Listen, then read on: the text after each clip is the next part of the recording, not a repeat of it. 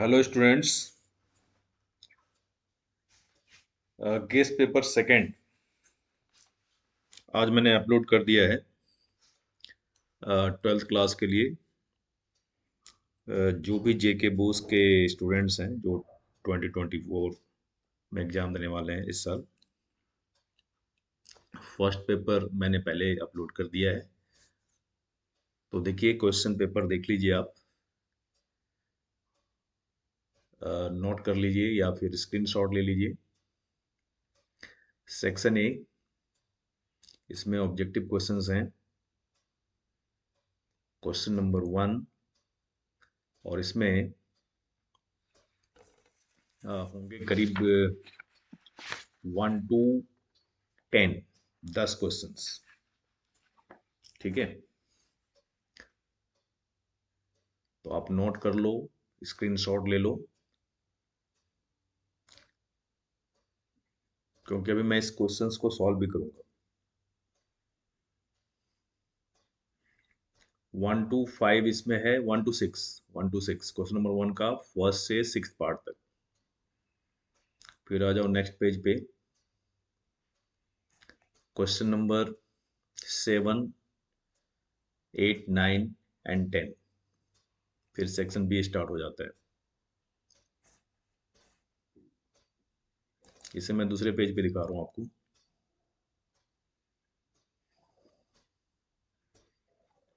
देखिए, first question है,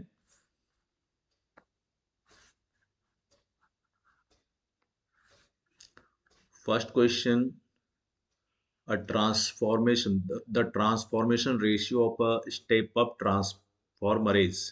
transformation ratio क्या होता है? ट्रांसफॉर्मेशन रेशियो होता है के equals to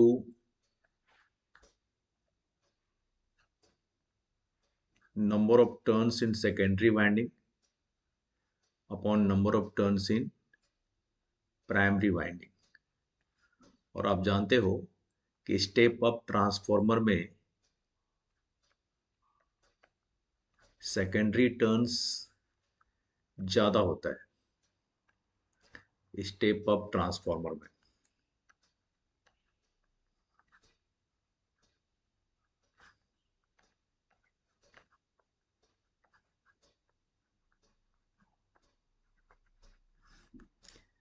N2 greater than N1 होता है, सो N2 upon N1 greater than क्या होगा? 1, that is transformation ratio will be greater than 1। तो करेक्ट ऑप्शन ए है। फिर आता है the phase difference between any two points. Second question देख रहे हो, the phase difference between any two points situated on the same wave front. अगर same wave front पे है तो सेम फेज में होगा। ठीक है, और सेम फेज का मतलब फेज डिफरेंस क्या होगा? 0। ठीक है, क्लियर। अब आ जाओ थर्ड क्वेश्चन पे। The phase difference between current end voltage in an AC circuit having capacitor only. अब अगर कैपेसिटिव सर्किट है तो कैपेसिटिव सर्किट में क्या होगा? ये मैं सेकंड क्वेश्चन का आंसर लिख दे रहा हूँ। फर्स्ट का आंसर क्या आया था? फर्स्ट का आंसर आया था ए। सेकंड का आंसर आएगा सी।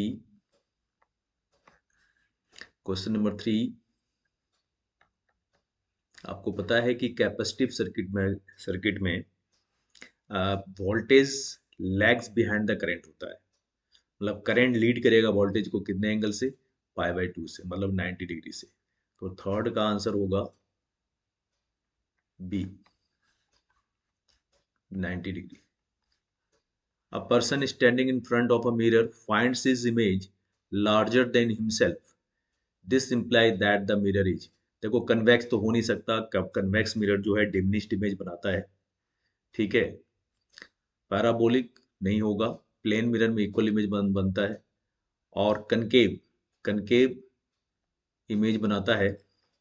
देखो वर्चुअल इमेज भी में एक केस वर्चुअल इमेज होता है जो मिरर के पीछे बनता है, उस केस में भी मैग्नीफाइड इमेज बनता है, और रियल इमेज के केस में भी मैग्नीफाइड इमेज बनता है। ठीक है, तो concave is the right answer.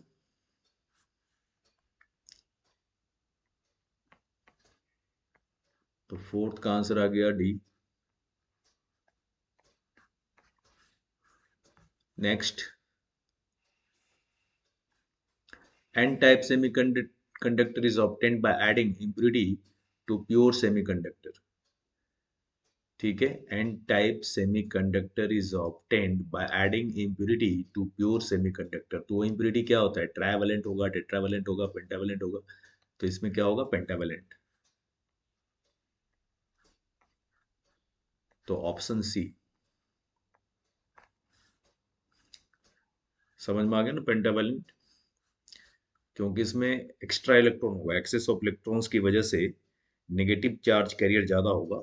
मतलब इलेक्ट्रॉन्स होल्स के रिस्पेक्ट में बहुत ज़्यादा होता है, जिसके वजह से यहाँ पर मेजॉरिटी कैरियर्स नेगेटिव चार्ज होता है, इसलिए हम एन टाइप सेमीकंडक्टर कहते हैं।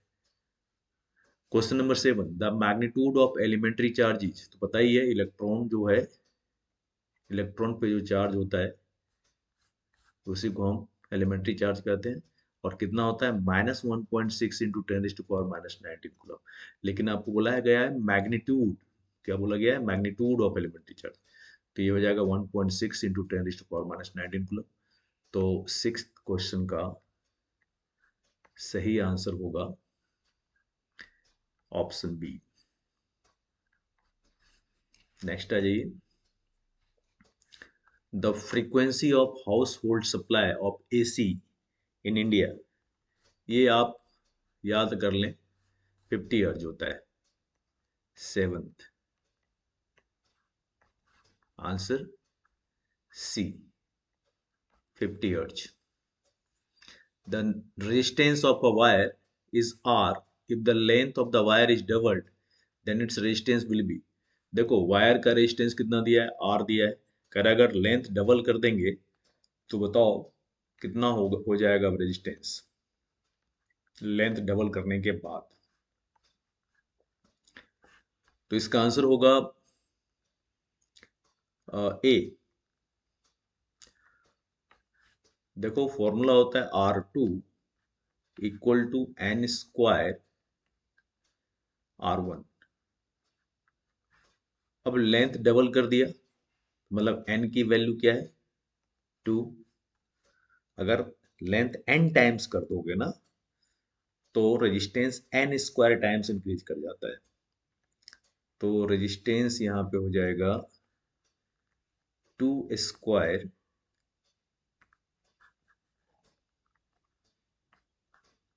Into R1। तो ये आ गया 4। R1 R है ना, तो 4R। ठीक है, तो option A right. Two opposite charges. Next question 9 पे आ गए। Two opposite charges each of magnitude 1.6 into 10⁻⁻19 coulomb have a separation of 1 angstrom to constitute an electric dipole. The dipole moment is। आपको पता है dipole moment का formula क्या होता है? डायपोल मोमेंट होता है magnitude of either charge. Question number कौन सा है ये? 9 है। Question number 9, dipole moment. Just wait.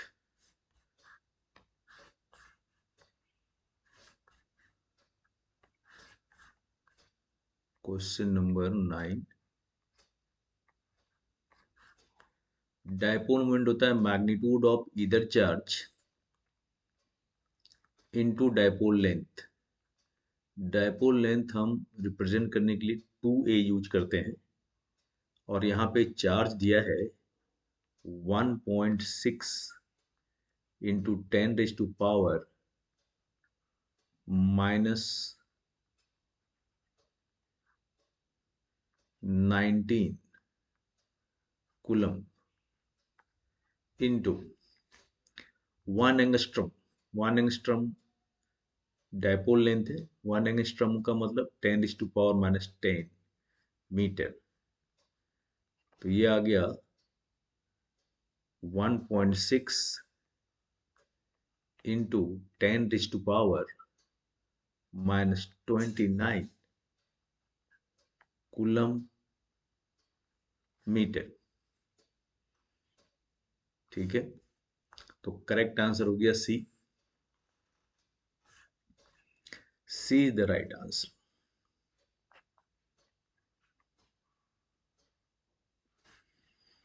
Okay, 1 angstrom होता है, ये आप नोट कर लें।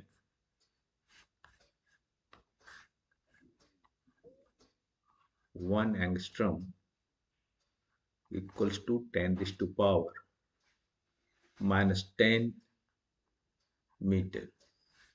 ओके, एंड 10th क्वेश्चन है, at an axial point distance r away from the center of an electric dipole the electric potential is proportional to। तो इसका answer होगा डी। एक्सियल पॉइंट पे इलेक्ट्रिक पोटेंशियल का जो formula होता है वो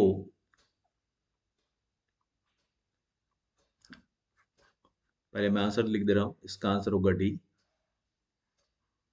और फॉर्मूला क्या होता है एक्सियल पॉइंट पे वी एक्सिस पे,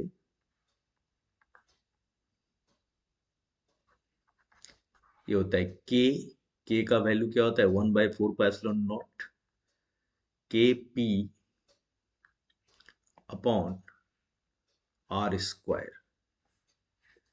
ठीक है, तो आप देखो v inversely proportional to R square हो गया। इसी को आप ऐसे लिख सकते हो proportional to R inverse square. ठीक है, तो ये हो गया कंप्लीट। नेक्स्ट, अब सेक्शन बी पे आ जाइए। मैं वापस उसी पेज पे जा रहा हूं जहां से स्टार्ट किया था मैंने। देखिए, सेक्शन बी में क्वेश्चन नंबर 2 से लेकर क्वेश्चन नंबर 10 तक आप नोट कर लें या फिर स्क्रीनशॉट ले लें। ठीक है,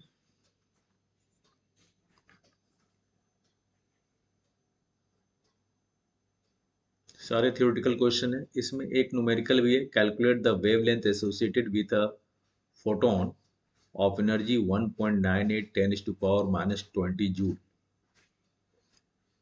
प्लैंक्स कांस्टेंट दिया हुआ है। ठीक है, सेक्शन सी भी आप नोट कर लो, स्क्रीनशॉट ले लो।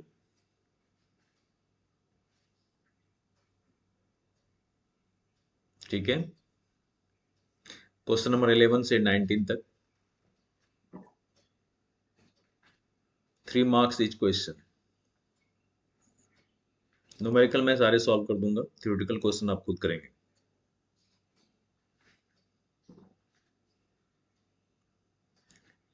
सेक्शन डी नोट कर लें।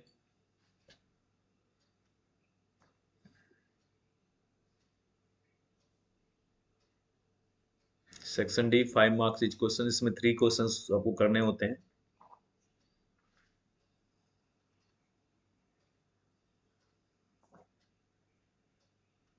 क्वेश्चन नंबर 20 से 22 तक।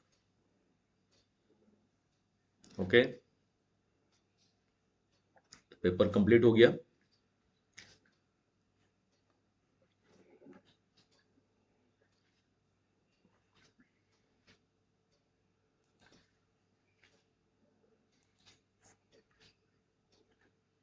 आप वर्टिकली अगर आप चाहते हैं इस डायरेक्शन में, एक मिनट,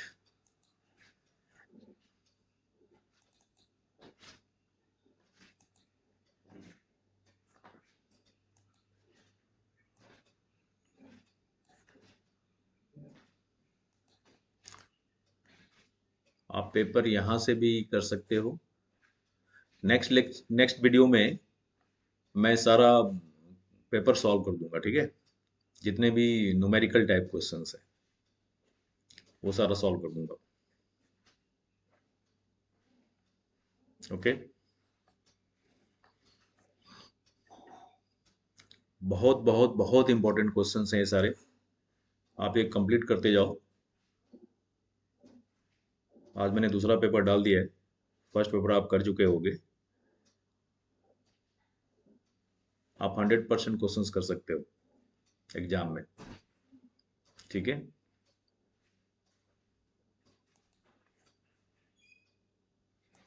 ओके, थैंक यू।